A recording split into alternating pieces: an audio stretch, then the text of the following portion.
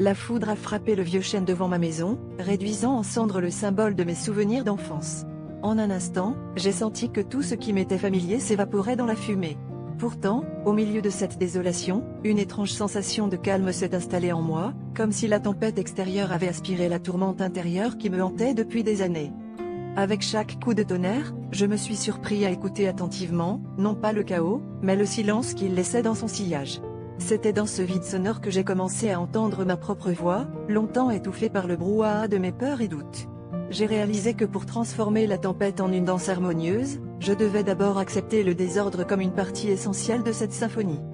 Je me suis mis à reconstruire, non seulement le jardin ravagé par la tempête, mais aussi les fragments de moi-même que j'avais négligés.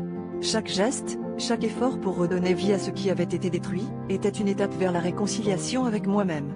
J'ai appris à voir la beauté dans les imperfections, à comprendre que l'harmonie ne signifie pas l'absence de chaos, mais sa transformation en quelque chose de plus grand. En fin de compte, la tempête m'avait offert un cadeau inestimable, la paix intérieure. Ce n'était pas une peine de l'absence de conflit, mais de l'acceptation que les tempêtes font partie du voyage. En embrassant cette vérité, j'ai découvert une force insoupçonnée, une capacité à transformer n'importe quel chaos en une mélodie apaisante. C'est ainsi que j'ai appris que la véritable harmonie réside non pas dans l'évitement des tempêtes, mais dans la manière dont on danse sous la pluie.